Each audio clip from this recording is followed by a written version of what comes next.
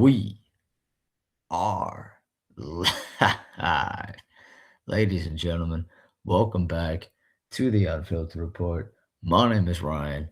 I hope everyone enjoyed a spectacular Mother's Day.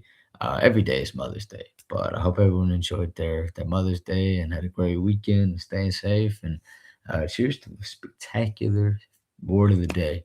Spectacular. Cheers to a spectacular week ahead. But as I said, my name is Ryan. Unfortunately, at the moment, not joined by any of the amazing stars of the Unfiltered Report, but Brett not. For that, I'll be back better than ever this upcoming week. So please stay tuned for that. Big thanks to all of our most recent guests as well. They've been, carrying the operation, the stars of the Unfiltered Report, and just really excited to keep them coming.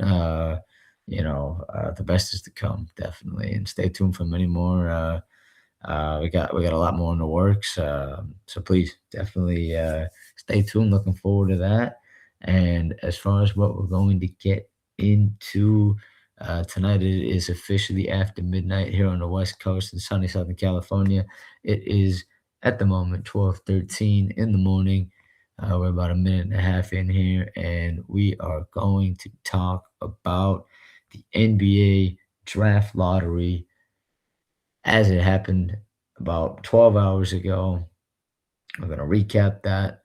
We'll also go back a little bit. We'll tie up all on the NBA G League Combine that we talked about the other day towards the end of our discussion, and it'll all kind of go back and forth, setting the stage for the Unfiltered Reports, NBA draft coverage, and then summer league coverage, and all leading throughout the rest of the playoffs and heading into this upcoming season, and many more to come. So we're going to recap the draft lottery. There's a lot we want to get into there. A lot of which we set the stage earlier, some of which came to fruition, some played out maybe in some unexpected ways as well. And so without further ado, and without beating around the bush any further, for those who, whether you're aware or not, of the results of the NBA draft lottery. Speaking of which, a big shout out to my guy Armand for the great tanking controversy of 2026. We'll definitely have a third part of that. Congrats to his Knicks as well on making it to the Eastern Conference Finals. And real quick too, while we're on the subject, big shout out again to all the most recent guests. To my guy Fadil for the on-camera debut. Lots more in tune with him. Stay tuned with that. To my guy D for Volume 1 of the Unfiltered Report After Dark. Both of those. And I can't thank those guys enough, and to all the most recent guests and the guys we got coming back on. Armand will be coming back. Malik and Vince this upcoming week are going to be, and I say this is the most sincere compliment I can think of. They're going to be like fire-breathing dragons, and I know they got a lot in the. I know they both got a lot that we're going to really get into, that I'm really excited for. And, again, everyone else, and, really looking forward to it. But anyways, we had this great tanking, controversy of 2026. And we kind of, again, didn't want to peddle any conspiracy theories. I think in many ways kind of wanted to, it's almost like a disclaimer, maybe some form of speaking into the universe, hedging of a bet of some sort. Who knows, really on a deeper level. But, we kind of talked about, hey, you know what? There's this thing where the NBA very clearly has made it publicly known through its, I always like to say, propaganda pieces, and just word of, just from the horse's mouth, as well. Where they're saying, hey, we really want to quote unquote get rid of tanking, and we want to curb that, and we want to add this relegation zone for the bottom three teams, and we want to flatten the odds 4 through 10, and so on and so forth, and expand the draft lottery to further suppress the worst teams being able to get the top pick. And they had done this, we mentioned, around 2018, and from every year that they had flattened the odds to their current state before they change it for next season, the team with the worst record had never gotten the number one pick. We had mentioned, for example, Dallas getting Cooper Flag last year as the most recent example, and they were a team that won a play-in game last year, and then lost to Memphis uh, in the second playing game, and ended up getting the number one pick a couple of months after trading Luka to the Lakers for Anthony Davis. We mentioned Anthony Davis yesterday in the on camera debut, and Fidel kind of mentioned the Wizards, and he looked at me and was like, "Hey man, you sure about the Wizards?" And we didn't really say anything, so we'll talk about it. Uh, as it turns out, the Wizards fast forward and they get the number one overall pick. They had the worst record this past season, and for the first and last time in this sample size of the draft lottery odds from 2019 until now. This is the first time that the team, and the last time with these odds, as we've mentioned, with the worst record, gets the first pick. The Wizards, I've been wanting to talk about the Wizards for a long time. In fact, I'll just go down the list real quick with the second pick. The Utah Jazz moved up two spots. We had mentioned that they want a coin flip with the Kings because they both have the same record. They flip the coin. The Jazz end up with the fourth best odds, and the Kings end up with the fifth. So the least surprising development of the afternoon, of course, Sacramento dropping down to seven after losing the coin flip and having the worst record at one point during the season, having lost to the Wizards before the trade deadline in one of the last games that Zach Levine played during the season, where they played on the road, and they lost to the Wizards, where the Wizards were actively trying to lose that game, and the Wizards won anyways. And the Wizards still maintain the worst record as the season playing out. They get the number one pick. Sacramento drops down to seven. Utah, I found it hilarious. We're going to talk about ESPN's coverage of the draft lottery, and then stay tuned later as well in this discussion. We're going to talk about the NBA G League Combine, put a bow on that as we mentioned, um, and the coverage there with that, and then the NBA Draft Combine this upcoming week. But I found it very funny that regardless of the TV coverage, just on the ESPN article that they put out after the draft lottery, even in the article itself, it says you can go read it. It's not like I'm peddling any kind of conspiracy theory here on that. I mean, it says it right there where in the article it basically says that it's a bit ironic that Utah ends up with the second pick after the NBA had fined them for tanking. We had talked about it in the great tanking controversy of 2026. Uh, and then Memphis ends up with the third pick. They move up three spots to get into the top three. And Memphis is a team that I've been really wanting to talk about a long time as well. So those three teams, ironically, were three teams that I really wanted to talk about for a long time. And I wanted to talk about all the lottery teams after the lottery. And I maybe predisposed. I kind of, in looking back and thinking back to the conversations that we had, I almost was kind of saying, like, hey, maybe a team like Utah, maybe a team like Memphis, maybe a team like the Wizards, maybe they won't get the first pick or even a top three pick, but they have a lot of really young talent. They got, in the case of the Wizards in Utah, they made some moves that honestly you might even say were pretty surprising. And then in Memphis's case, I think they've done a great job of maximizing the return on the players that they've traded. So for those three teams to end up with the top three picks, I mean, I would have said it regardless of where they ended up, but just I guess the way it shakes out, they got the top three picks. Um, and I think those three teams, obviously a lot's going to happen from now until next season. I mean, we still have to finish this season and see how the draft shakes out before anything. But just as it is here on May 11th, 2026 at 12:21 in the morning, I feel pretty confident. I would have said this regardless of where these three teams ended, but I think those three teams outside of the obvious that we've mentioned, like the OKCs and the San Antonios of the world, I think those three teams have the brightest futures in the league, quite honestly, quite arguably. And I mean that sincerely. I'm not even going to beat around the bush with it. I'm going to put I'm gonna stamp it down. I think those three teams, regardless of who they take, one, two, and three, and we'll continue to talk about it. I don't think it really matters.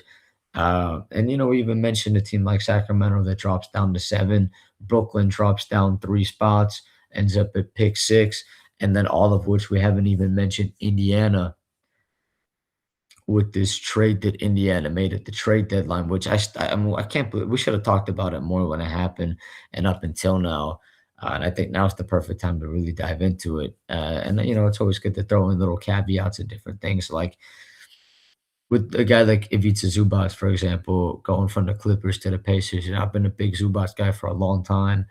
When the Lakers drafted him many years ago, I liked the pick a lot, and he ended up anyways, I think, surpassing even what I and many others probably would have expected. He's turned into a really good basketball player, and it was stupid at the time, and it became even more evident as the years went on when the Lakers traded him to the Clippers for Mike Muscala. And again, it's no shade towards Mike, but it's just it was a bad trade then, and it turned out to be that way.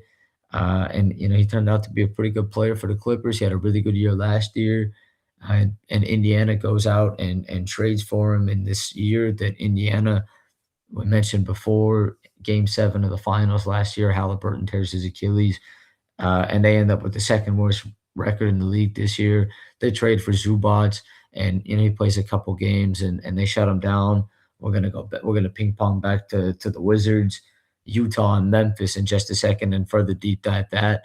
But just to set the stage for the rest of how the lottery shaked out. So Indiana makes this trade with the Clippers. Now, again, keep in mind we've mentioned the Clippers trading SGA and a bajillion picks for Paul George many years ago, and that trade 7 years ago still paying off for the Thunder. The Thunder get the Clippers 12th overall pick, and the Thunder end up at 12. And so Indiana makes this trade at the trade deadline with the Pacers. They get Zubac, and I couldn't believe it at the time. And I mean, lo and behold, it actually happened where they traded a top 1 through 4 protected. Basically, what that means is that if the Pacers, if that pick would have fallen anywhere 1 through 4, it would have gone to the Pacers. But because they traded it to the Clippers with that pick protection, and they fell down 3 spots and ended up at 5, that pick ends up conveying to the Clippers. Now, that's separate from example Atlanta getting New Orleans pick at pick 8, where that was an outright pick with no pick protections. And that was the big conversation last year when that trade happened, was that there was no pick protection. And a lot of people questioned why the Pelicans made that trade as aggressive as they did without any pick protection. And there was a lot of praise for Atlanta for making a deal like that. And again, the caveat being that Derek Queen, the player that the Pelicans made that trade for, is a talented young player. And that's completely separate to that. But again, with Zubac, again, higher on him than maybe most people, but I couldn't believe that they gave up that even just throwing that pick in there to begin with, whether it was 1 through 4 protected. um, I couldn't believe it at the time. And then on top of that, they gave up some extra picks, and then Ben Mathurin, who's a guy who I think, and he ended up playing really well for the Clippers. But he's a guy who's been really talented, and I think is going to be a really good player. And I think this upcoming season is really going to have a full on, I guess you could call it breakout season. I mean, not that it'll really be a surprise, but now all of a sudden you're looking at it in the Clippers, where maybe just this time a year ago you're looking at them as a team where they're aging. They don't have a ton of maybe assets. They got a couple of young nice players. I've been a big Jordan Miller guy for many years, and he's another one of many players we'll highlight with second round 2-way contracts that um, it's just kind of remarkable how that works, that they end up going in the second round 2-way contracts, but it's almost a slam dunk that they're going to get converted on a standard deal. But I just found it incredibly ironic on the Pacers side that you had the general manager basically coming out publicly and apologizing to the fans, which is remarkable to say that in and of itself. He basically says, "Hey, you know what? Sorry, I thought we were gonna have better luck than that. We were gonna get a pick in the top 4, and we weren't gonna have to convey that, to interpret that how you want to interpret it." I just, again, as high as I am on Zubac, and I think he'll fit really nicely with the Pacers. But I mean, the Clippers with incredible business, and them getting a top 5 pick. on top of Ben Mathurin, and they got Isaiah Jackson, a couple of extra picks, and then Darius Garland, and a bunch of second rounders for James Harden. All of a sudden, things are looking up for the Clippers in ways that they haven't. And I think the Clippers, all of a sudden, yeah, they magically end up with a top five pick that maybe that changes the conversation. And then the team in front of them at pick four, um, I guess this is, I mentioned Sacramento dropping down to seven, being probably, I'd say that. And then ironically, Chicago ended up at pick four. I'd say those were probably the two least surprising developments. I would say Indiana and the Clippers, that situation, arguably the most fascinating as far as that pick swap. Brooklyn's also another team kind of that we're going to deep dive. But then I just think the most fascinating element is just those three teams in the top three: the Wizards, the Jazz, the Grizzlies. Um, the Wizards a couple years ago went out and they hired Will Dawkins and Michael Winger from the Thunder. We've talked a lot about the Thunder and how they've been kind of maybe one of the probably the perfect example of how to build a franchise in any sport as far as present and long term flexibility and success. Um, so the Wizards go out and they hire these guys and Will Dawkins, for example, and both those guys really, but they had really bided their time and spent many years in the Oklahoma City organization. And you always kind of wondered when they were going to get a legitimate shot, and they finally got it with the Wizards. Um, it was really fascinating to see how that vision was going to play out. Um, and I know a lot of people will talk about Anthony Davis and Trey Young and the trades that they made for those two players. But before we even do that, I really want to kind of highlight just the young players that they had.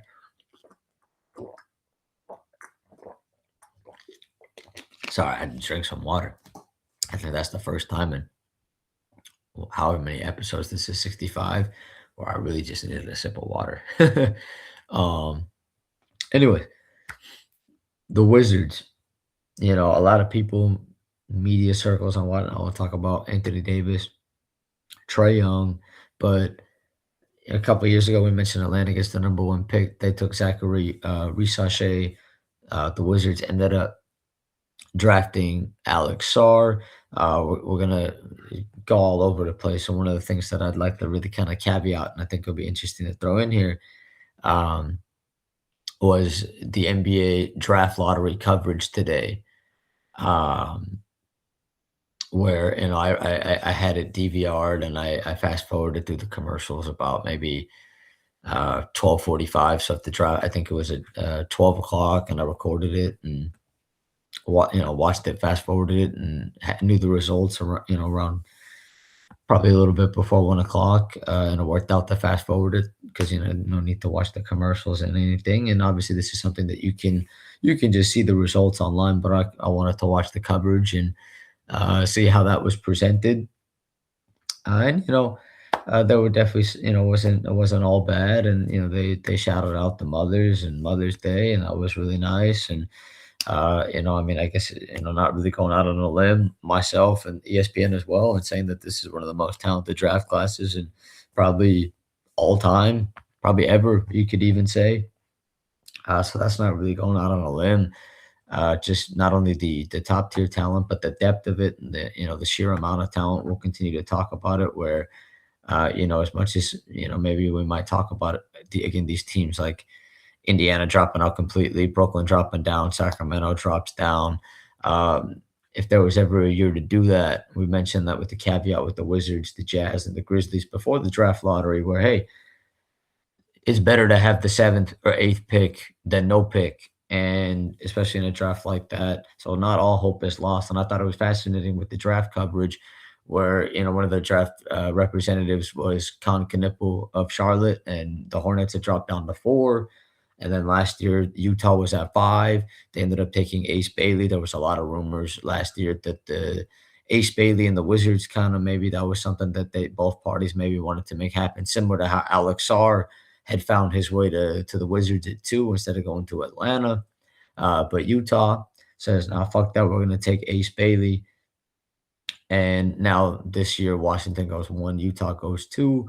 But in the little Brian Windhorst package that they had before they started drawing the ping, they started revealing the order of the draft lottery. They were talking about how the difference between Charlotte getting Con Knipple and getting an impact player like that was with the ping pong ball. And I thought, me, the way that I look at it, I thought that was very strange and bizarre because, yes, Colin Knipple was really great. But listen, Ace Bailey's going to be a really good basketball player for the Utah Jazz. And then Trey Johnson, who was taken by the Wizards, also extremely talented. Both of those guys can really score the ball. They can do it in different ways with different ways of doing it, but they can both really fill it up on the offensive end, and they're really talented players. Um, and I just thought that was a really strange way of presenting it. Where, uh, yes, Connor Knipple was really good, but it's not like he was the sole. He was a really good contributing player, but I just thought that was a bizarre way of looking at it. And we're going to continue to talk about the draft lottery coverage in just a second, but I do want to talk about the Wizards, the Jazz, and the Grizzlies because these are three teams that are even before today I wanted to talk about, and they were all connected because I think they're the three teams that I am most intrigued by moving forward throughout the entirety of the NBA. And they're connected. We mentioned the other day Utah and Memphis. There was the Jaren Jackson Jr. trade where Memphis trades Jaren Jackson Jr. to Memphis. Washington and Utah, we mentioned they went 5-6. They also made a trade in the later part of the first round where Utah ends up trading up for Walter Clayton Jr. a couple spots. The Wizards dropped down, I believe it was three spots. They end up taking Will Riley. They also were able to add Jameer Watkins, who's another guy. Second round pick who ends up on a two-way contract that I couldn't believe. Uh, Trey Johnson, Will Riley, and Jameer Watkins. If we would have done this a year ago, I would have said the Wizards, in my opinion, had probably my favorite draft at the time. And that's why I would have said that I was really fascinated by the Wizards with that. You had, again, Alex Sarr, Bilal Coulibaly, Keyshawn George, Bub Carrington. I mean, you go down the list, they've done a really good job of even what they did with the Chris Middleton acquisition, taking him on and then being able to flip him, and the way they've been able to just really maneuver assets has been very impressive. And then almost very surprising to me because, but maybe it's not surprising. It's one of the most, I guess, surprising, but really in all sports, I've never seen an example like that with the team like the Wizards doing what they were doing, accumulating the young talent they were doing. And then on top of that, ending up with Trey Young and Anthony Davis. I think before last season, if you would have told me they ended up with one of those two guys, I probably would have said you were maybe a little crazy, let alone both. But I think when you really dive deeper into it, I think it's the perfect example that we always talk on here about where two things can be true at once. Because I really don't think that the Wizards need either one of those players, and it's not an insult to either one of those players. It's just those young players alone, with the fact that they now have the number one pick on top of that. I mean, we could be here for a couple hours talking about Will Riley and Jameer Watkins and then Trey Johnson. Um, Will Riley especially and Jameer Watkins, those two guys, because obviously Trey Johnson at 6 last year, but Will Riley being able to trade down a couple spots, get him, and they got Jameer Watkins in that. Um, both of those guys were two of my favorite players in the draft last year. Will Riley, I mean, he's never met a shot he doesn't like, and I mean that as a sincere compliment. He can really get to the rim, he can get to the foul line. Um, the sample size there towards the end of the season with him being able to score the ball at a really, really nice, at a really nice clip, and the free throw rate, like I mentioned. Um, he's a really good player, really good young player. Jameer Watkins at Florida State was one of my favorite players when he was at Florida State for a couple years. Uh, he was always, his last year was towards the top of the country in free throws attempted per game. But what really stood out was just the defense and the tenacity. And he was a guy I think was a slam dunk to get converted from a two-way deal. The Wizards have even done great business and even getting a guy like Cam Whitmore from the Rockets that I think a lot of people forgot that they took a flyer on a guy like that. a really talented player. I will say the one area with the Wizards that I'm fascinated by is their coaching situation. Bringing back a guy like Brian Keefe, I think is definitely a big year for him. I think don't be surprised, for the Wizards though, regardless of what happens this upcoming season. Things are looking really, really bright for them. They have a lot of talent. I mean, again, now you're on top of that. I think the caveat with the Trey Young, Anthony Davis thing that I think maybe might not get talked about a lot is where, look, they don't need those guys. But I think at the same time, the fact that they didn't need them, and maybe it's surprising that they ended up with them in many ways, is also what the NBA is. I think that's what the league wants. That's what the anybody that watches basketball wants, is these teams being aggressive and making moves and trying their best ways to get better, whether that's tanking and trading for players. And I think the fact that they were able to get those two players for the price points that they did was great business, because maybe in this new tax apron era that we've got, they didn't have to give up a whole lot to get either one of those players. So whether those two guys are a part of their long-term plans or not, I guess that part will be a wait and see thing. But I trust their front office to be able to figure that out with Will Dawkins and company there to figure that out. Again, the question marks would be, what do they how does that situation play out with the coaching staff, with Anthony Davis, Trey Young? Are they gonna be there? Are they gonna play for a little bit and then try to flip them? Are they gonna keep them and try to make a playoff push this upcoming season? Regardless of which, them getting the number one pick, they're going to get an outstanding player.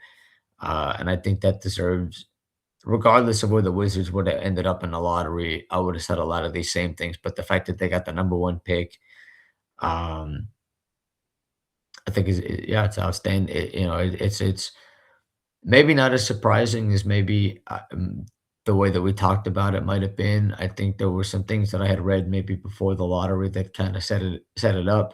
I think what surprised me more was Utah and Memphis ended up at 2 and 3. I think those two, if anything, really stood out to me as those, because those two teams, in my opinion, the people always talk about the West being a bloodbath, and we mentioned that Walter Clayton Jr. trade with Will Riley and Jameer Watkins. Walter Clayton Jr. ends up in that Jaren Jackson Jr. trade, so now he's ironically with Memphis. Um, so those two teams, I think, when people talk about the West being a bloodbath, I've been wanting to say this all year and heading into the offseason, and I'm very fascinated to see what these two teams do at 2 and 3, and with the rest of their draft selections. I mean, with Memphis, they're also going to get the 16th pick in the first round. They're getting that from Phoenix. Um, and we mentioned that they're getting a lot of assets from Utah in that Jaren Jackson Jr. trade. They're getting a lot of picks from Orlando in the Desmond Bain trade. Both of those teams, I think, are set up incredibly well. I'm very fascinated to see what they do at 2 and 3. We'll talk about that more as our draft coverage continues. But I really think that those three teams deserve a lot of love. And then again, I want to talk about a lot of the players that they've got in their existing core as well. Again, with Utah, we mentioned Ace Bailey. Look, Keontae George. I don't care if he wasn't an All Star or not this year. That's an All Star player. Um, I love what he said at the end of the year, where he said, "Hey, next year we're a playoff team without a doubt," and that's before they end up with pick 2 this year. I think I think Utah's been building for next season for many years. It's been obvious even before the NBA's whole tanking spiel, whatever the great tanking controversy of 2026. We mentioned the Wizards with Will Dawkins and Michael Winger coming over from the Thunder. With Utah, it's the Ainge family with the new ownership group that they've got over there. That they got a lot of good propaganda over there too. But you know what? I've been very fascinated with what Utah has been doing for many years. Will Hardy. I mean, that's a perfect example of organizational coach being in lockstep. And there's been a lot of criticism of Utah and how they've approached things. I think they're gonna be really dangerous. Keontae George is a really good player. Isaiah Collier is probably a starting point guard or a future starting point guard, exciting prospect on most teams. And I mean, he had some really remarkable games um, this season. Lauri Markkanen's a guy who, because they kind of, seems every year they cut his minutes and they sit him out in games a lot. But whenever he plays, he's one of the probably best players that doesn't get enough coverage in the league. He's really blossomed in Utah. Uh, I mean, that's just the top to bottom, a really good, talented team. Bryce Sensabaugh can really score and fill it up, and I mean, they got some really talented players on that team. And then Jaren Jackson Jr. only really played what I think was a game for them, but I'll be very fascinated to see the kind of how that plays out with maybe the oversight. They could have some really big lineups out there with Ace Bailey, Jaren Jackson Jr. They still got Walker Kessler. We mentioned Lauri Markkinen. I mean, they could throw all four of those guys out there, and they could have 6'8", 6'9", and above across the board. And you throw in again Keontae George, Isaiah Collier, and then on top of that, you throw in number 2 overall pick, and we haven't even mentioned, a guy, Jalen Williams, younger brother Cody Williams, who maybe when there was this big hoopla about the Jazz shutting down a lot of players. They really gave him a lot of runway to kind of go out there and really get some experience in maybe a role that he wouldn't have had the opportunity if they hadn't have shut down a lot of those guys. Um, so look, I think Utah's going to be a team to really keep an eye out for moving forward, and I can't wait to see what they do at pick 2. And then Memphis, just I think the business that they've been able to do, adding the assets that they've been able to add. I give them a lot of credit for being proactive. Um, I think the 2 Washington State guys that they've gotten in back-to-back years, Jalen Wells and Cedric Coward, I think both of those guys are going to be really good players. Zach Edey I think if he's able to stay healthy, I think there's a level to his game that maybe he can add a level to them. I think Gigi Jackson's been one of my favorite players to watch for a long time, and I think a lot of people forget because he was one of the youngest players coming out of his draft class a couple years ago. He's still really young. He's still only 21. I think because of the business they've been able to do in the Desmond Bain and Jaren Jackson Jr. trades, it really doesn't matter what I think maybe in the media sense, there'll be a lot of fascination about with the John Morant situation. I don't think it really matters. Um, I think things are going to be shaping up for them. They might out of those 3 teams, it might take them the longest in that rebuilding curve, or maybe the Wizards and the Jazz. There's going to be some expectation to win now. I think Memphis is still a team they're gonna need a little bit more time.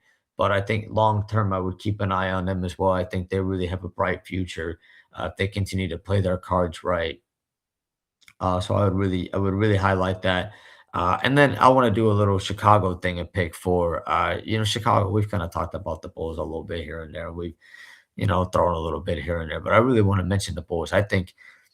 I mean, they gotta think they're lucky stars. They moved up 5 spots to go from, all the way up to pick 4, and to be able to get the quality of player that they can get there. They desperately needed an organizational reboot and rebuild, and I think they're finally starting to say the at least, for now they're saying the right things. The ownership group came out, Michael Reinsdorf came out, and we mentioned the Pacers general manager, Mr. Pritchard, came out and apologized to the fans. Basically, interpret that how you will. Who's like, yeah, hey man, we thought we'd be more lucky. We didn't think that we would drop down from the second best odds to outside of the top 4. Which again, interpret that how you want. I think that's funny, but and shout out to the Clippers for making that trade. Um, well, holy smokes! I mean, I just really think with Chicago, they've been just abysmal for a long time. Just bang, it's really unfortunate what happened. I think there's not enough talk in other places about maybe it's unfortunate what happened with the Bulls team that they had what feels like it was 15 years ago, but it was only what was that, I think 4 years ago, maybe 4 or 5 years ago when they first half of the season they went out, they brought in They signed DeMar from San Antonio. They brought in Lonzo. They brought in Caruso. They had added Vucevic a couple months prior from Orlando. They had Zach LaVine that they had gotten, the Jimmy Butler trade. For about a half, and they had drafted Patrick Williams in the COVID draft, and they had a guy like Javante Green, Adam Amin, and Stacey King. There's five Javantes out there, and I mean that first half of the season that they had was it's really unfortunate that Alonzo got hurt and it never, his knees completely got shot after that. It's unfortunate what happened there, and just everything that could have went wrong for them went wrong, and their front office at the time and ownership group, I think they had no plan B and they had no way to recover from that. They had put all their chips into that, and Lonzo not being healthy, and then everything just kind of capitulating from there. It's unfortunate because I think again, I know I don't want to become. I don't like to let my biases show too much, even though everybody has biases, and I'm definitely a biased motherfucker. I'll be the first to admit. And DeMar DeRozan's always been one of my favorite players in the league, and I think that first year, especially in Chicago, but I think all 3 years in Chicago, he was fucking spectacular. I think people forget, he had that stretch even after Alonzo got hurt. He had 30 something in like 7 consecutive games. He torched the Clippers. I mean, he was torching everybody. Um, he was one of the one. I mean, I was definitely everything came together for him that year, and it's unfortunate that they just weren't healthy. I mean, even in that playoff series, they were at one point first in the East. They dropped all the way down. They had to play Milwaukee in the first round.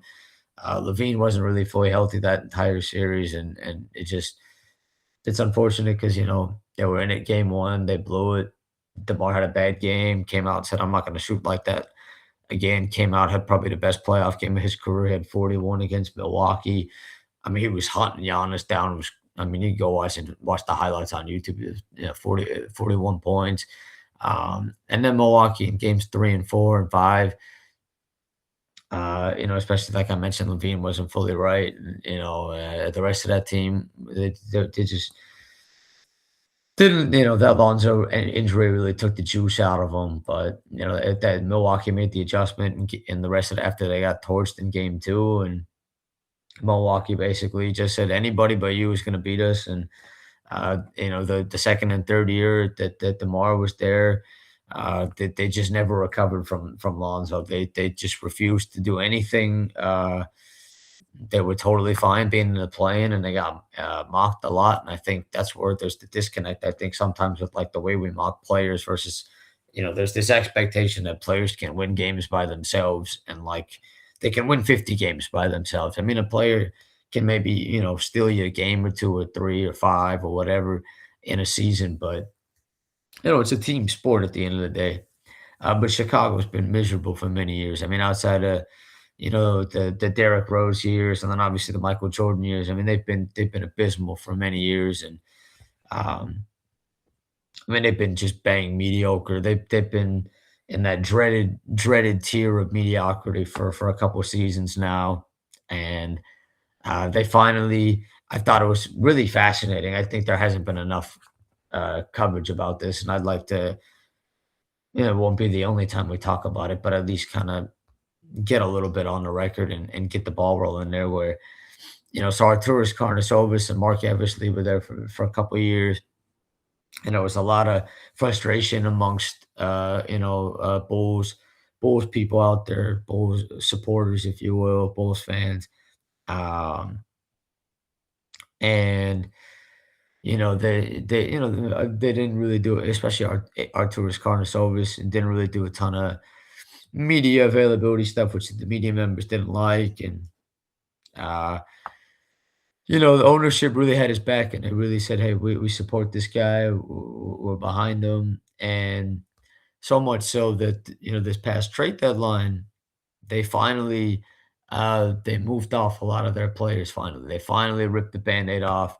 I think we mentioned the Kings. The Kings did the Bulls the blessing of disguise. the blessing of the century taking Zach Levine off their hands. I still can't believe that. I mean, that could be its own episode with the Kings and what they did there. Just a calamity in that aspect. And that's just someone who likes Zach Levine too as a player, but just didn't make sense for the Kings, and they really bailed the Bulls out. And then the Bulls, the ownership group let the Bulls front office, instead of firing their front office and letting a new front office come in and do whatever directive. They trusted Arturas Karnisovas as much as 3 months ago to go out and make all these moves, and they traded Vucevic to the Celtics. They got Anthony Simons. They traded Kobe White to the Hornets.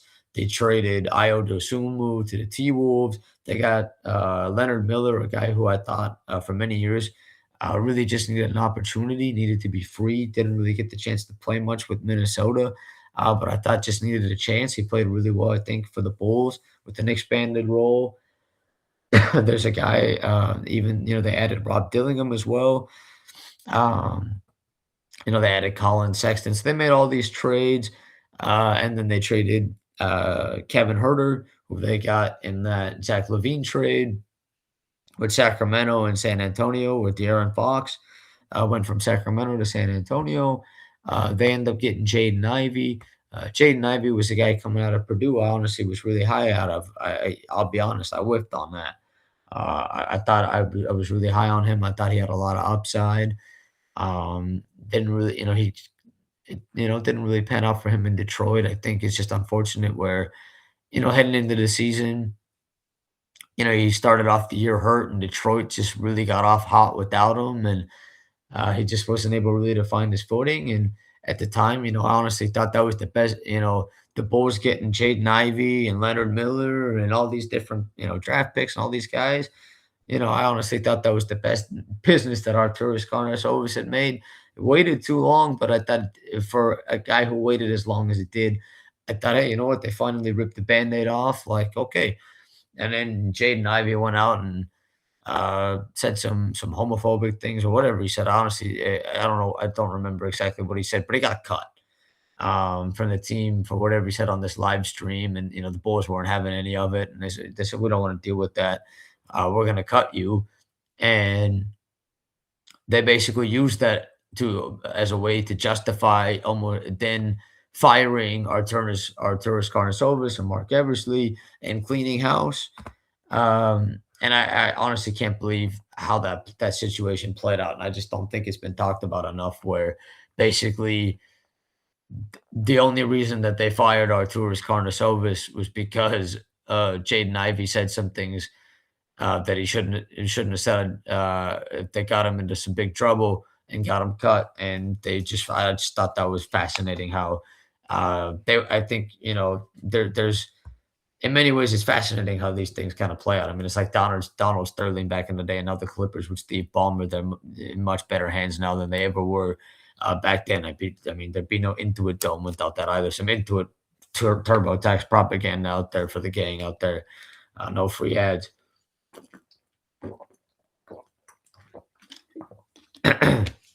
Sorry, I need another little sip of water there.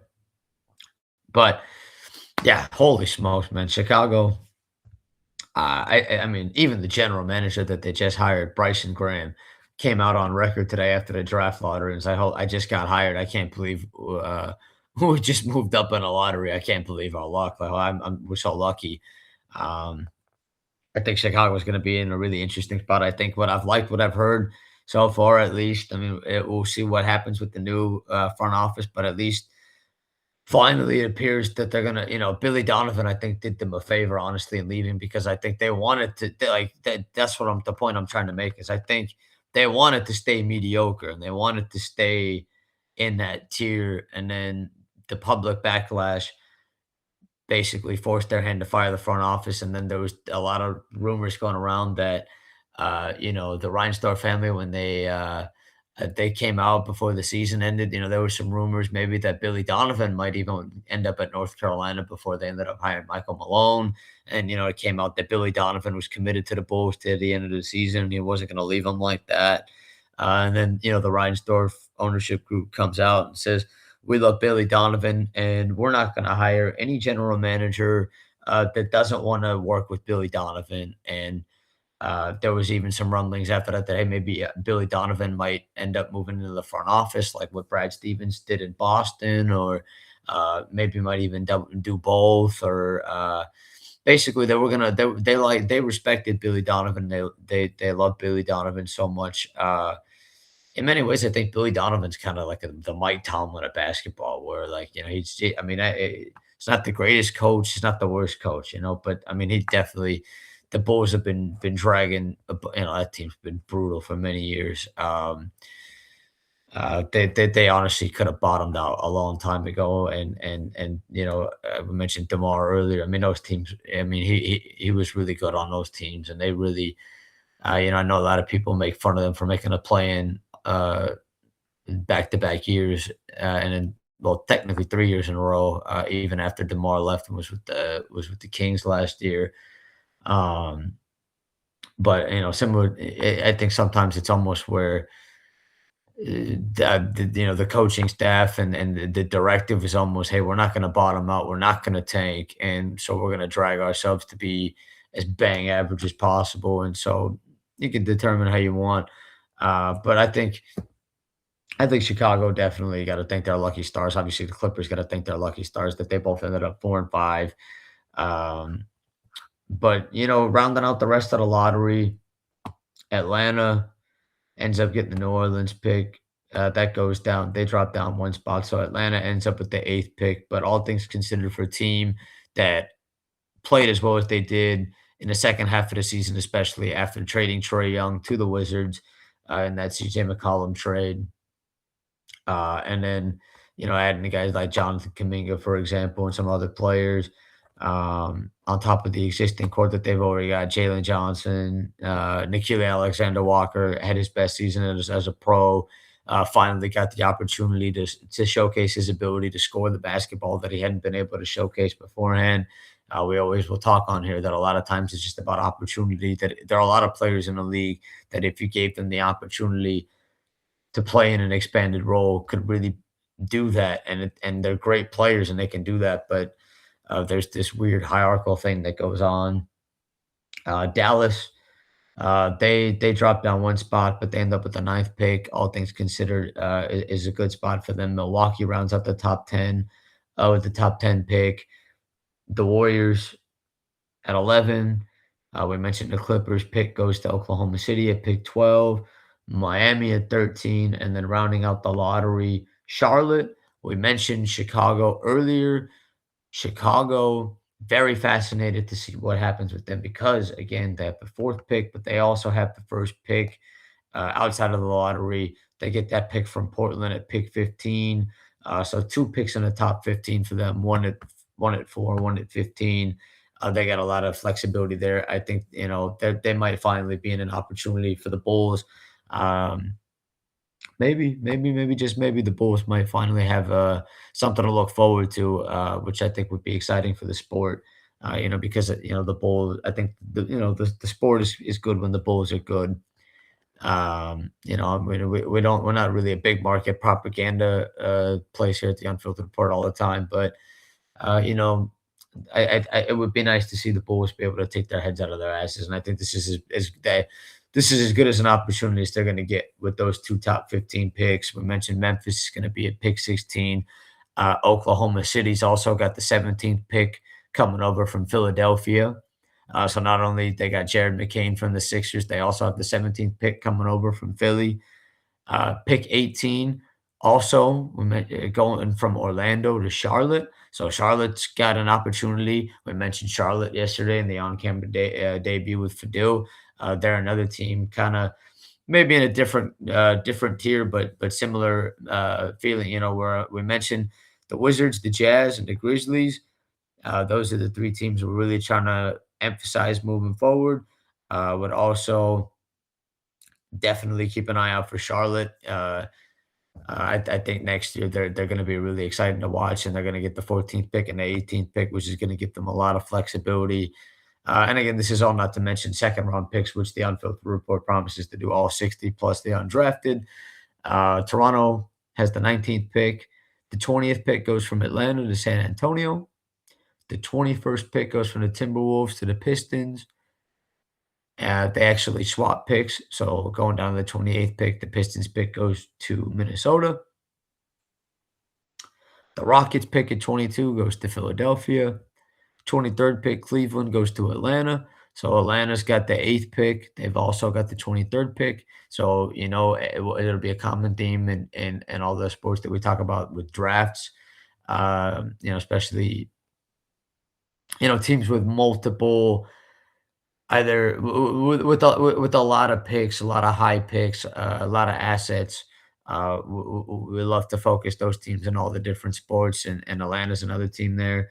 The Knicks at pick 24, Lakers at 25, Nuggets at 26, Celtics at 27. We mentioned that swap with the Pistons and T Wolves at 28.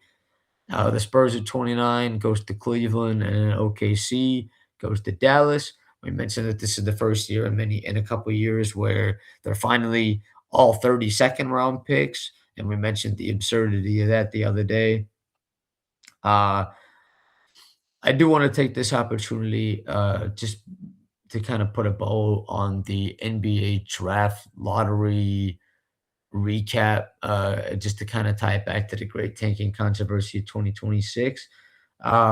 Part of the reason why I wanted to watch the coverage this afternoon on DVR was because I think you can learn a lot from those things, just as far as maybe subtle little things you can pick up on. Um, what really stood out to me, I mentioned the Brian Windhorst package, obviously with the Concaniple thing, where I thought it was really weird, where Ace Bailey and Trey Johnson are two players that are going to be really good, and that doesn't even account for guys like Will Riley and Jameer Watkins that are also on those teams, and Keontae Jordan, all these different players. And so that Concaniple thing was a weird comment to make in that package. Um, and that was one part of it. But then there was another part that really, really stood out to me. And, so not to keep beating a dead horse, but, we have principles here at the Unfiltered Report. We have things we like to stand for, and we have things we want to fight for and start conversations about. And maybe just get the opinions of other people and see if they maybe feel the same way and how they view it, and make their own conclusions. But what really stood out to me within the coverage specifically, so we mentioned a lot on here about propaganda pieces.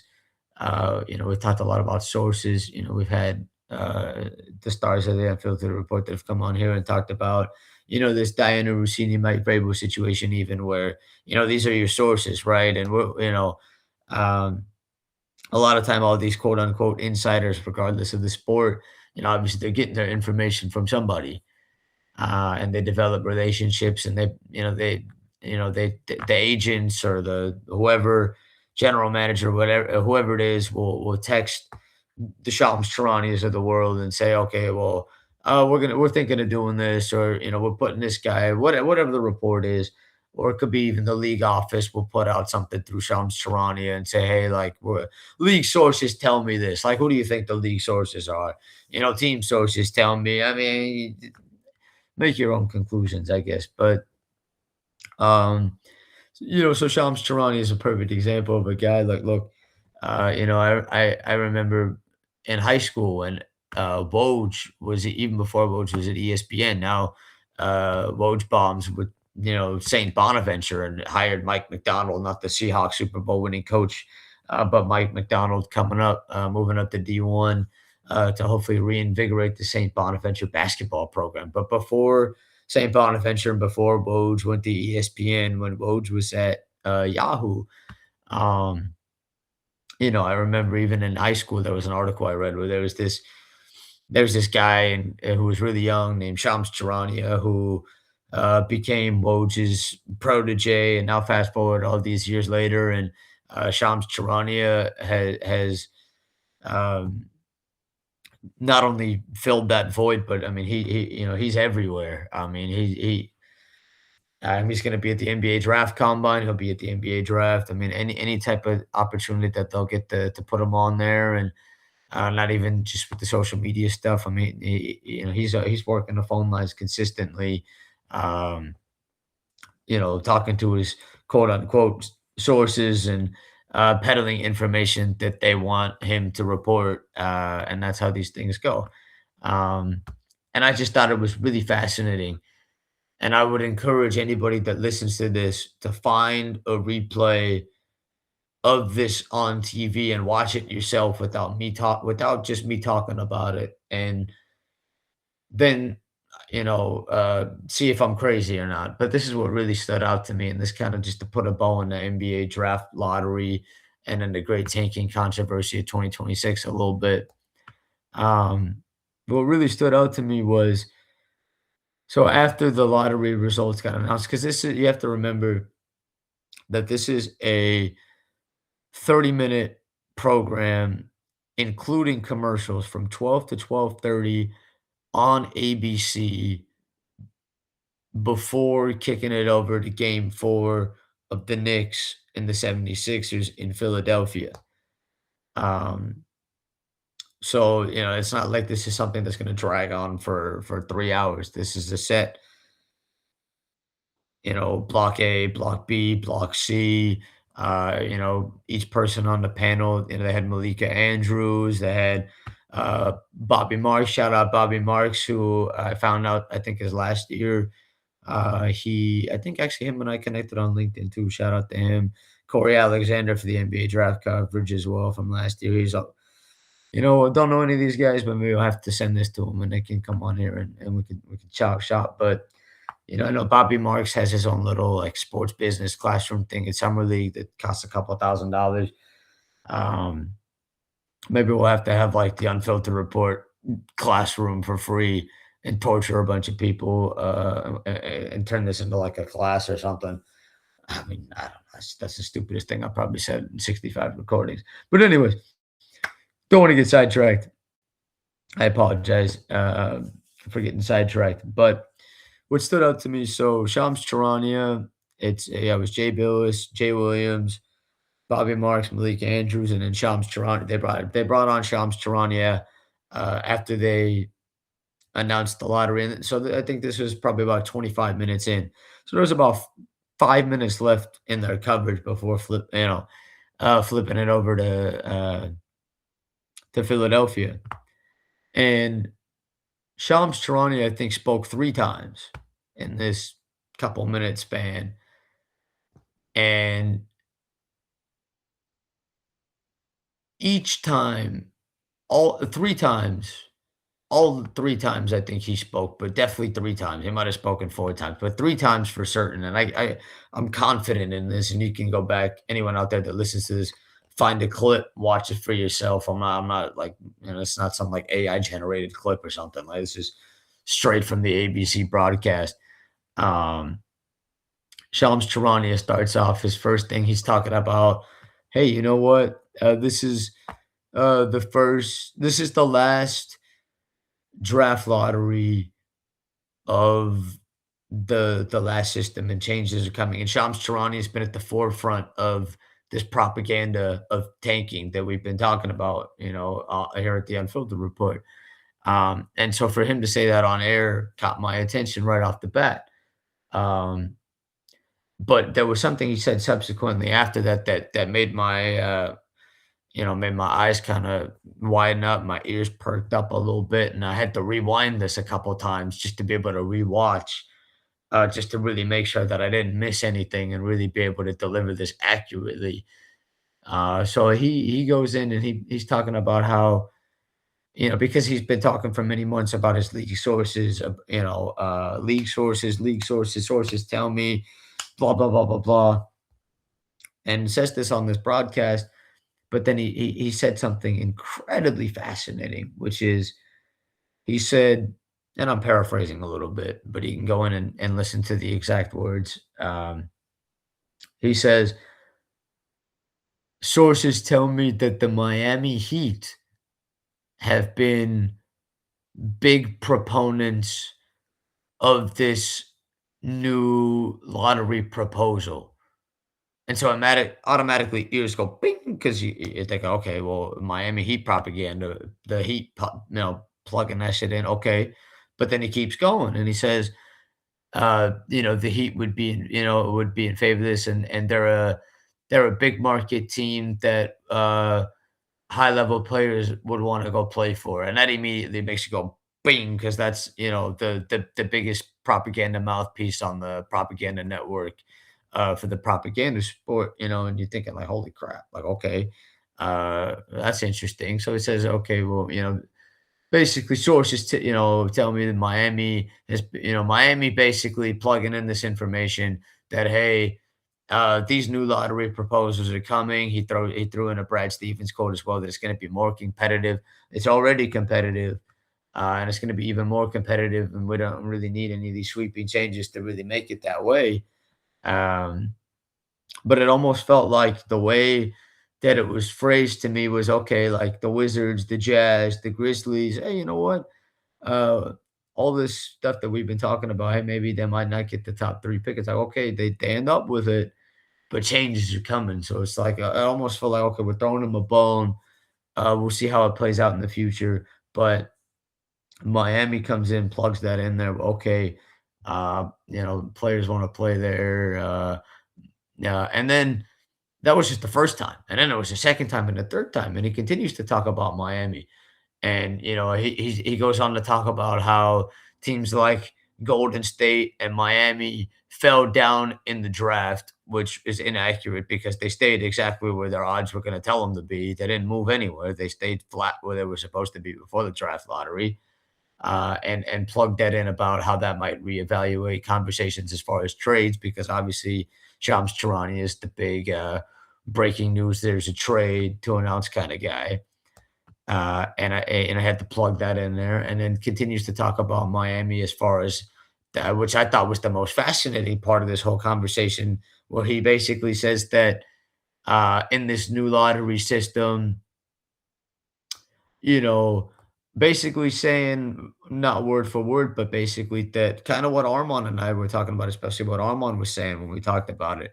And shout out to my guy Armand. Armand was talking about how like with Miami what the NBA really wants to do is, and this was before the draft lottery, is really celebrate and encourage like the Miami way of doing it, like doing it the quote unquote stupid way, and for mediocrity. Like Pat Riley's a legend, one of the best coaches and executives in the history of the sport, but he's on record basically, even as recently as not just about a month within the last month or so, basically saying like, yeah, we've had opportunities to move off of players and trade players.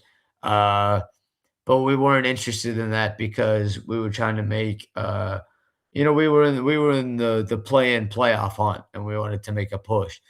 And it was basically, it felt like propaganda for not only the Heat, but for that sort of organization. And then, for a team like the Bulls, even to move up to 4, and on top of that, they got 15. But with the Miami stuff, especially, I would really encourage people out there to go find those clips.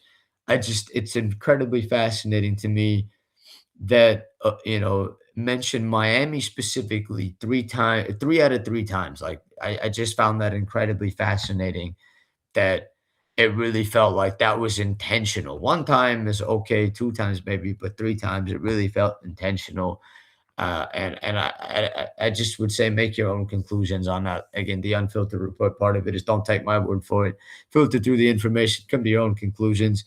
I don't want to I don't want to peddle conspiracy theories. I'm not that kind of guy either. I really just want to talk about basketball and the on the court stuff a lot, especially. We're going to continue to do further deep dives on all of these teams in the lottery and outside the lottery, and all 60 picks and the prospects. Um, we're going to do further deep dives on that. Before we wrap up this particular episode, though, I did promise that we were going to talk a little bit about the NBA G League Combine. We had previewed that the other night, and I promised that we were going to recap that after it happened. And that's exactly what we're going to do. But before we can recap that, I absolutely will be the first to say that when we came on here and we previewed it, um, I kind of bashed the NBA draft combine coverage a little bit that they have on ESPN for the scrimmages back to back. back-to-back days on the ESPN family of networks. Uh, and the way that they cut away from the scrimmages for no particular reason, and maybe just the way, like the tone of it, and the way they talk about the prospects, and sometimes they don't even talk about the prospects. You just kind of have to watch it on mute um, sometimes. But you know, the NBA G League Combine has been something that I've loved to watch for many years, and we could talk about this ad nauseum, and we'll continue to talk about it many times in the future. I don't understand why there's an NBA G League Combine and an NBA Draft Combine. I don't understand why they don't mesh the two together. Um, and I'll continue to throw examples of that not only for this year or previous years, but future years, and continue to add to that until they. But in years past, the NBA G League Combine, you could watch it on YouTube. And it was pretty self-explanatory, pretty easy to find, and pretty easy to follow. I remember a couple years ago, maybe it must have been maybe 4 something years ago, and they had the G League Combine coverage with, John Fanta and Jaime Dirk Ruiz. That's another guy, Jaime Dirk Ruiz, and maybe John Fanta as well. I think we might be connected on LinkedIn as well. Shout out, fellas. Here, and we'll talk about the NBA G League Combine. Um, it was easy to find, but this year, I mean, I came on here and I previewed it, and it came around to it Saturday and Sunday, and I mean, it was. I mean, it was almost impossible to find anything about the GD Combine. Uh, First time that I can remember that. I mean, you can't even bash the coverage because there was no coverage. I think the closest thing was we mentioned Jonathan Givony the other night, and uh, he was taking pictures of the box scores on pieces of paper and posting them on social media. And I think that was about the closest that you could get to the scrimmages, and maybe a couple clips here and there, and then the measurements, and as far as height, weight, length, all that crap that we always like to talk about and make fun of. But um, it was remarkable. I couldn't believe how hard it was to for $1 billion organization and league, and for something that really. I mean, these are draft prospects. These are the guys that some of these guys are absolutely going to be in the league, and to not even have that on any form of broadcast is incredible. And so I want to take this moment, about an hour and 7 minutes and 37 seconds into this, at 1:19 in the morning. I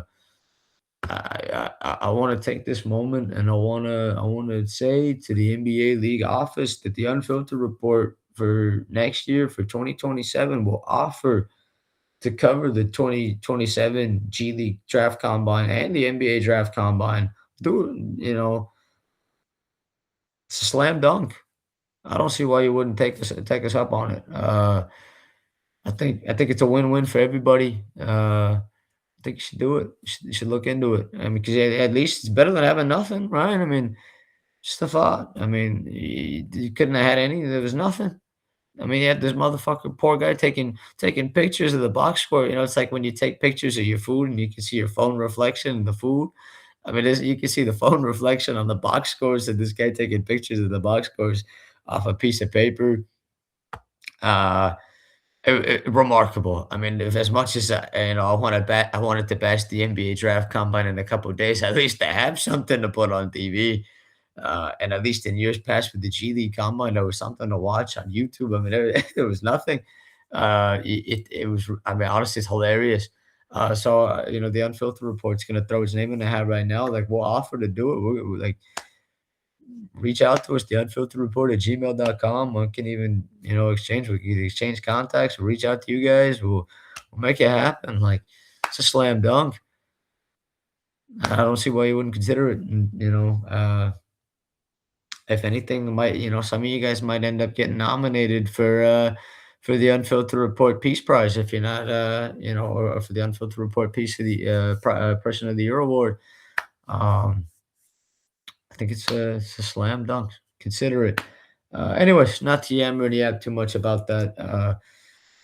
sarcasm, unfortunately, you know, yeah, fucking hell, man. Anyways, I wanted to shout out the 5 players, that did get called up, and then I wanted to call that out and talk about that again. But yeah, so 5 players, in no particular order, got called up from the G League Combine, to continue on as the post will say, congrats to these 5 standouts from the 2026 AWS No Free Ads NBA G League Draft Combine.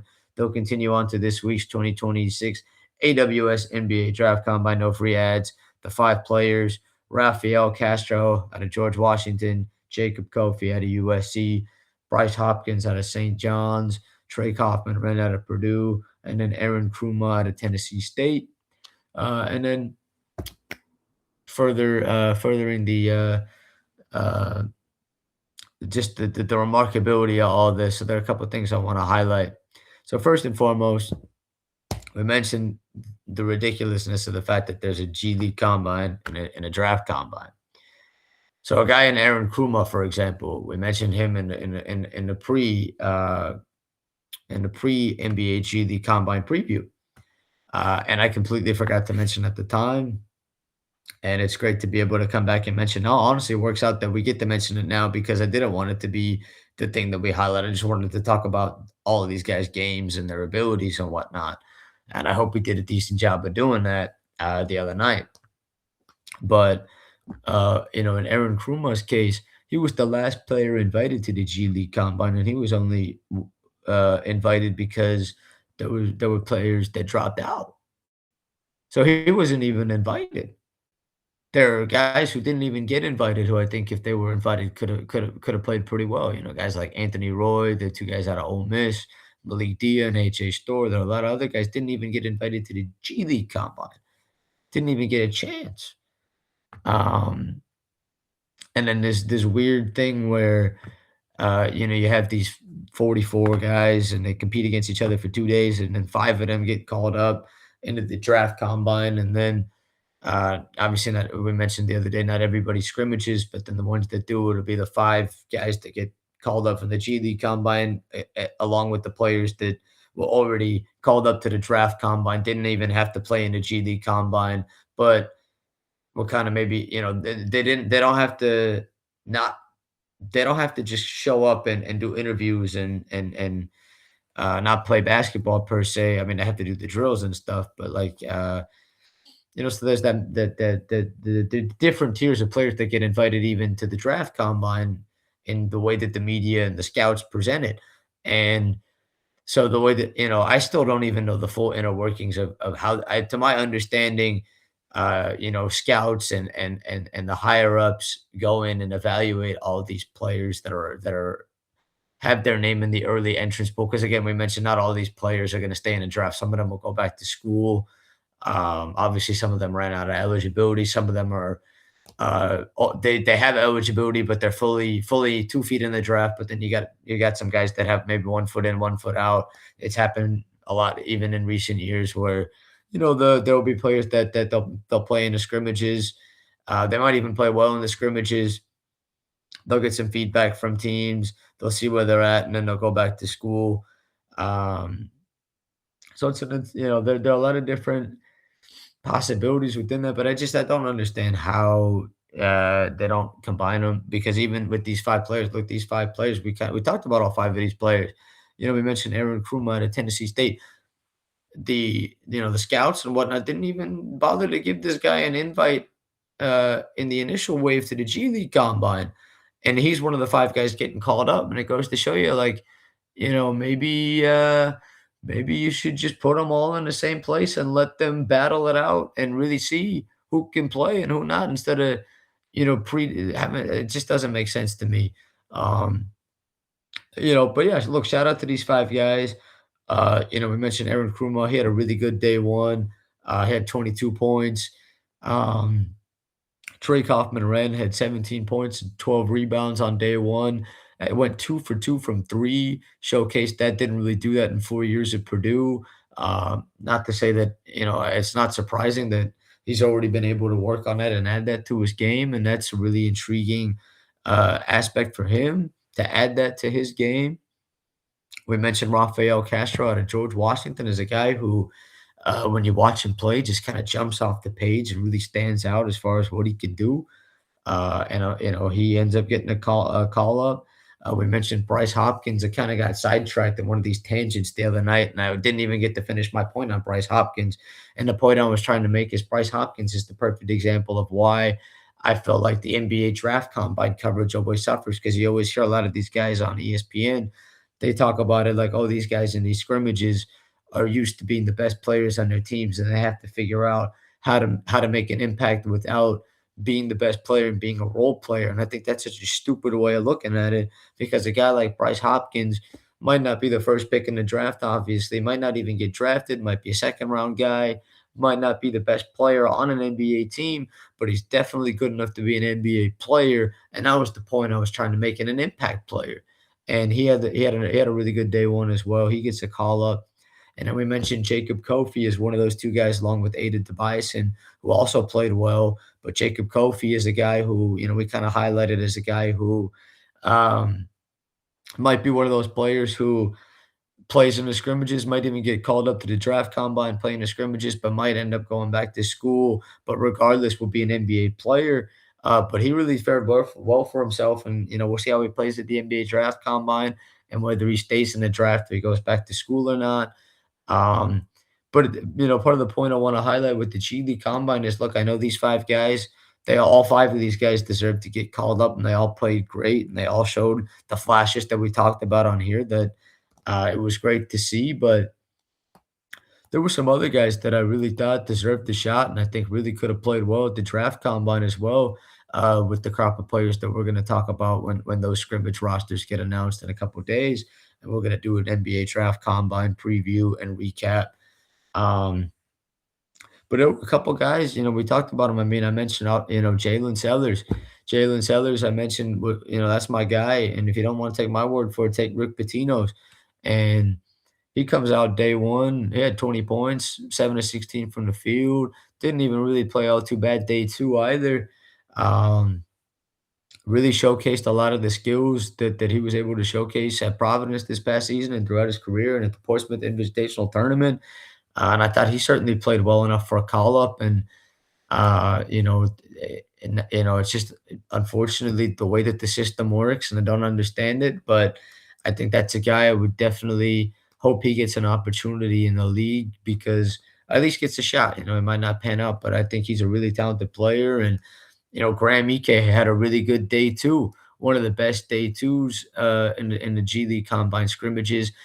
I know people love to talk about measurables and there was the big hoopla with Graham Ike that he ended up quote unquote measuring better than people expected, which is the stupidest thing I've ever heard because I don't really care what he would have measured at. The production's there for as a 5 year player, 4 years, about as incredibly productive as you can be.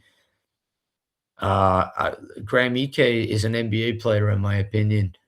Um, and I think he's a guy who really deserved the call up as well. And it's just unfortunate that they only call up so many guys because again, those two guys off the bat, both of those guys I thought really played well, really deserved the shot. And then even some of the other guys we highlighted ended up having some shining moments, and even some of the guys that maybe didn't play as well. You have to remember it's a 2 game sample size. Um, but there were some guys who maybe struggled day one, but bounced back day two. We mentioned a guy like Jaden Henley. He struggled a lot day one, but day two he was really good. There was some other really good players. Michael Ajayi played pretty well. Um, you know,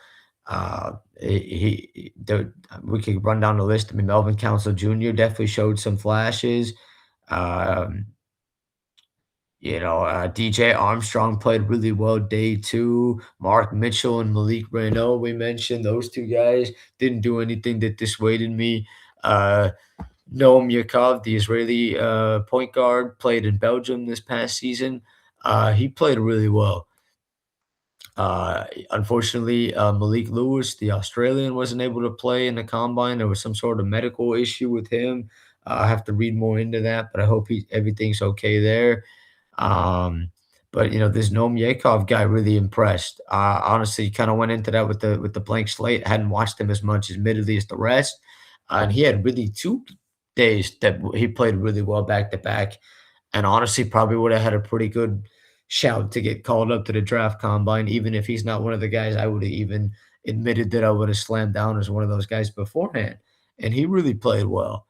Um, Kaba Keita, we mentioned him. He had a really good day too. Incredibly productive.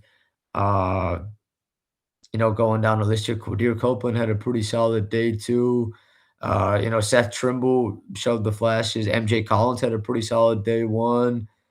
Robert McRae did his thing. Teron Pierre Jr. as well. Boopy Miller did his thing. Trey Donaldson played really well. Chris Bell struggled day one, but had a pretty good day two. Um, I mean, it's just unfortunate that there are only so many spots. But again, I mentioning just these guys that didn't get called up. There's some names I didn't throw in there, but these are the ones that especially guys like Jalen Sellers, Graham Ike. Uh, I really can't believe that guys like that. Even a guy like Jaron Pierre Jr. maybe didn't have the 2 best days to get called up, but I would put him as a guy who absolutely is a draftable player, is an NBA player. I think he's going to be one of those guys who can really contribute for an NBA team off the bat. He's a really good player. And it's really just a shame the way that they do it. And the fact that there really was not even anything out there. Um, there's very little out there, and I hope uh, that people can listen to this and enjoy it. And I look forward to the draft combine and stick with the process. And we're gonna come in here and we're gonna talk about the NBA draft combine. We're gonna talk about all the players and prospects further in depth. We're gonna go through same thing we did with the G League combine. We're gonna touch on we'll go team by team. We'll highlight all the players there. And then we'll talk about the prospects that aren't in the scrimmages but are at the draft combine. We'll do a deeper dive on the top prospects and what's making this a generational draft class that in many ways spurred the great tanking controversy of 2026. Um, and listen, there's a lot on here that I wanted to say that I probably forgot. And, I apologize always that these kind of go all over the place. Try to do the best we can with these each time. And, I look forward to getting the stars of the Unfiltered Report on here this upcoming week. We got a lot in store, so please stay tuned for that. We got a lot of surprises in the works. So I don't want to tip the cap too much. But there's a lot of exciting projects in the works, a lot of really exciting developments. And with it being May 11th, we're officially just about a month from the World Cup. We're really looking forward to that as well. And then we haven't even talked on the NBA playoffs. Um, we're gonna continue. We're gonna do another one of these hockey deep dives. Shout out my guy Big Nate. We're gonna get him on here hopefully. Shout out to the Anaheim Ducks, evening up the series tonight, 2-2. Vamos Los Oilers, baby. We're gonna talk. We're gonna continue to talk about baseball. I promise we're gonna do a college baseball episode. We're gonna do an MLB draft episode. We're gonna do a farm system deep dive, prospects to look out for that are already in the minor leagues. Whether it's coming over from the international pool or in the MLB draft in recent years. We're gonna do a deep dive there. We're gonna do that college basketball deep dive that I can't wait for, which will set the stage for the 2027 college basketball season, 2027 NBA draft, and subsequent years. We'll talk about the transfer portal, coaching carousel, players, teams, coaches to look out for. And then, as the season gets closer for college basketball down the line, we'll talk about the incoming freshman class. We'll continue to, deep dive on these European prospects coming over, signing over to playing college basketball, and then the European prospects that are going to go straight from Europe to the NBA draft. So we got lots cooking with you at the Unfiltered Report. Please stay with us. Um, the best is in store, audio, video, you name it. And again, shout out to all the stars of the Unfiltered Report. I love you all. My name is Ryan. I hope you all had a great weekend, a great Mother's Day. Cheers to an amazing week ahead. Stay safe out there. You know, don't do anything I wouldn't do, but if you do, please stay safe. Enjoy yourselves. Much love. Till next time.